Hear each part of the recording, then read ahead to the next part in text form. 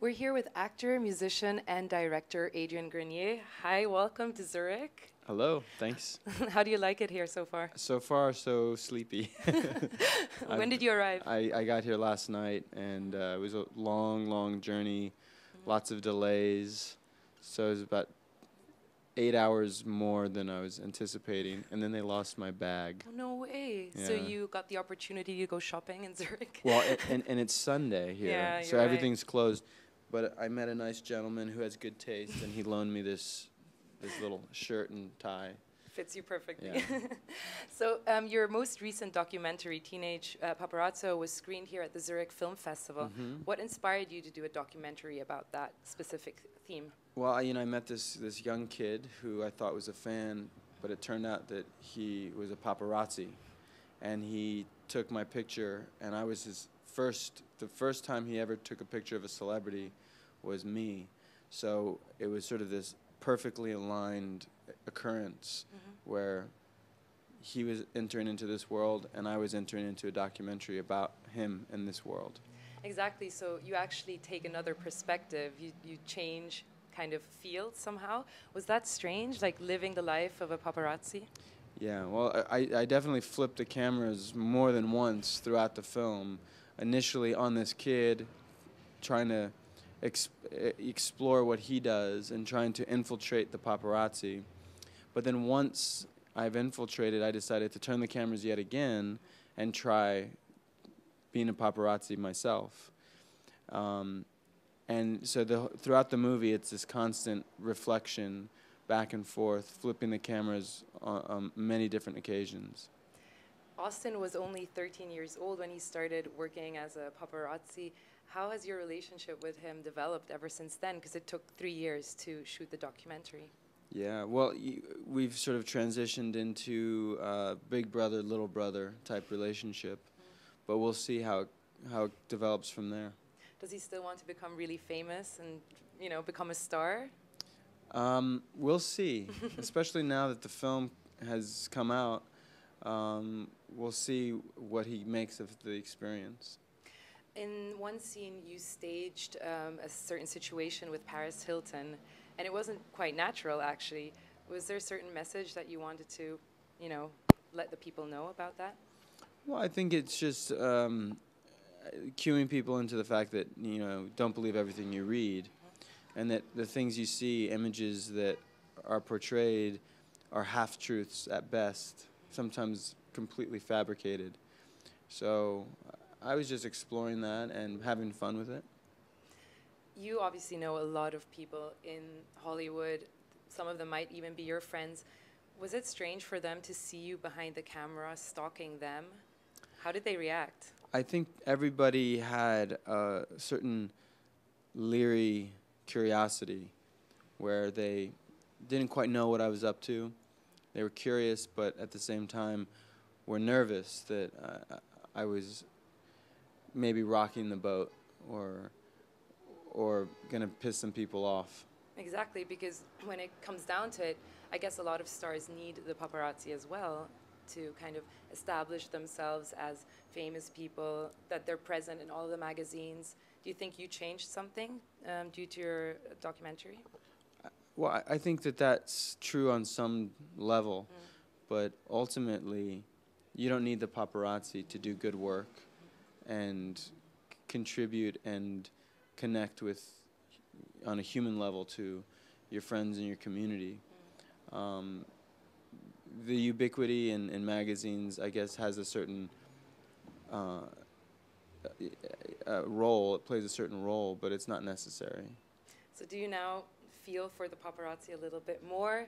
I mean, you said so, not really, right? Because you don't really need the paparazzi. There are other mediums, like other magazines, more serious ones. But do you have more empathy now for them and their work?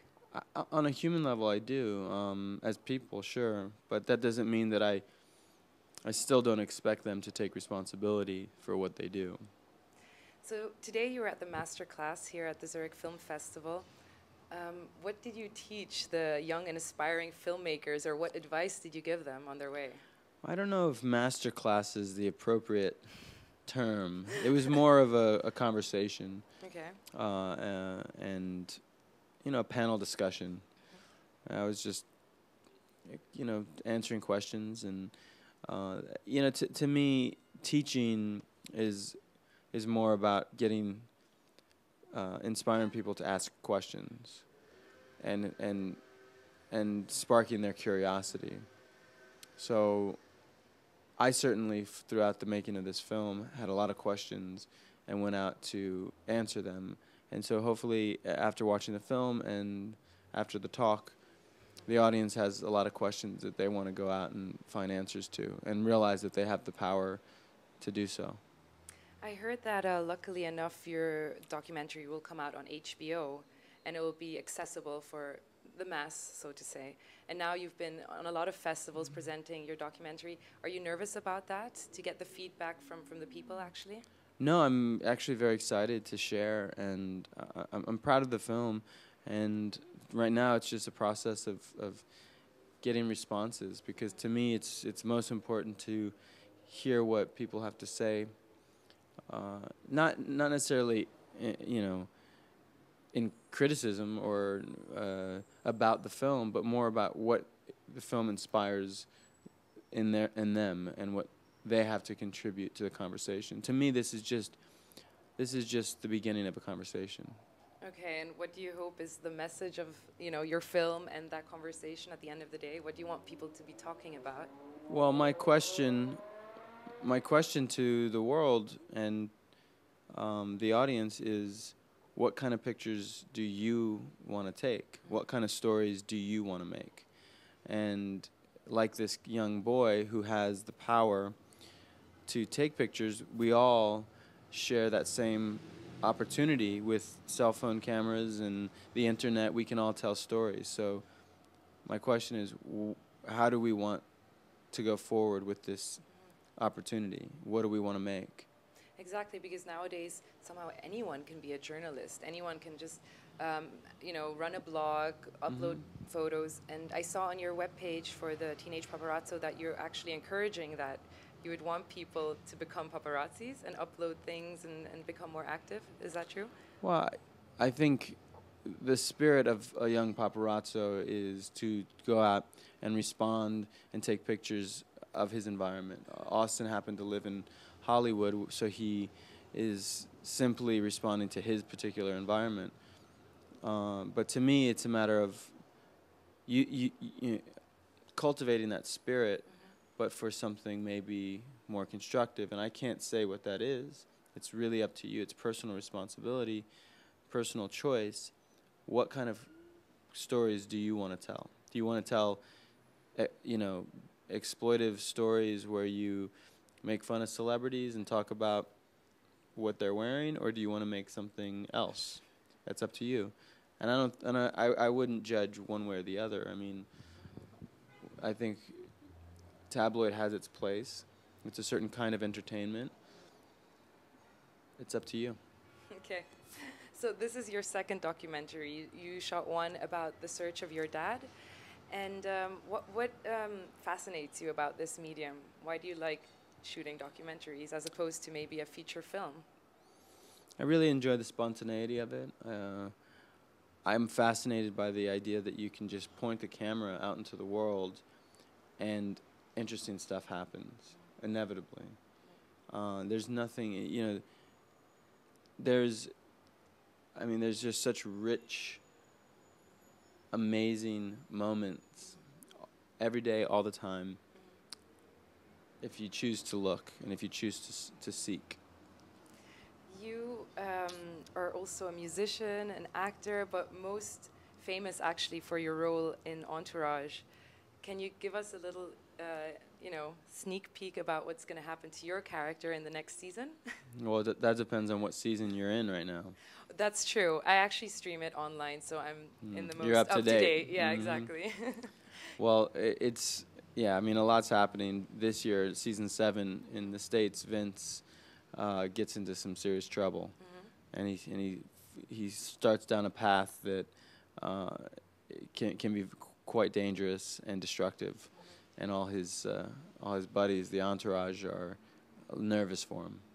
It's such a shame that they don't show it here, you know? Like, you have to do something about that. They don't show it here? No, they don't. They don't Really? show it here on television. It's funny because everybody at the master class raised their hand because they had seen it, so they're getting it somewhere. Yeah, I think so. I mean, thanks to the internet, really. Yeah. But I think that's why you could just enjoy a really, like, relaxed evening yesterday, right? You weren't, like, harassed by a million fans and stuff. Well, yeah. Right? It's really great. One of the positive sides. Yeah, so what are your plans for the future, actually? Are you going to go more into the area of acting, music? You have a band? You sing or directing? No, I want to, you know, continue to do it all. It's just a matter of organizing my time. It's hard to juggle all of these, you know, fun projects, but that's what I want to do. Okay, and internationally, of course, are you going to focus on Hollywood? You're going to stay there, probably? It's all about the project. To me, it's all about the story. I want to, you know, I want to tell stories that have meaning to me, and avoid projects just for the paycheck, if I can help it. Yeah, that's true. It is quite a privilege, I guess. It is. And one personal or a little bit more intimate question. I saw you with a really pretty girl yesterday evening at a party. How is your love life going? Well, love is not about how pretty you are. That's for sure. So, yeah, they're pretty girls, but you know, I'm lucky to have some really amazing and interesting, smart ladies in my life. Ladies, plural. Well, you got my mom. You know, I got lots of people. I'm sure a lot of people want to be friends with you. I mean, I think the more famous you become, the more people you have that surround you. How do you notice who are true friends and who are sincere to you? The ones who stuck with you from the very beginning, or do you make new friends in the industry that you find are sincere? That's not an easy question because it has a very subtle answer, and to me, it's you know, it's really about give and take. You know, there's this balance of reciprocity, where, you know, you have to give as much. You have to give and receive mutually in a relationship. So you know, I'm not really worried about people taking from me. I don't have that paranoia that people just want to be friends with me for whatever reason. Because I know very well whether or not I'm receiving, if I'm getting nourishment from that relationship. So I don't care what people take as long as I feel nourished myself. Okay. And one last question, just out of curiosity. I watched a funny little clip on YouTube. It was a shooting for a charity of Matt Damon, and you guys had a little dispute, and I could not believe it because I thought you were doing a good job, but he was very intense about the whole thing. And I was wondering, was that real or was it just a PR gag? No, that was all in good fun. Yeah. Really? Yeah. No way. Okay. Well, it looked real, very believable. Yeah. Have you seen Slebsuit? No, not yet. What's that? Go to slebsuit.com, SLEB suit.com, Okay. Slebsuit. And that's all about funny clips and It's a little promo that I made for Teenage Paparazzo. It's really funny. Okay, I definitely have to check that out then. Yeah. So thank you so much for your time and you know, having this interview with us with Art-TV, and Certainly. all the best on your, you know, for your future. Thank you. Bye. Bye. Take care. Bye.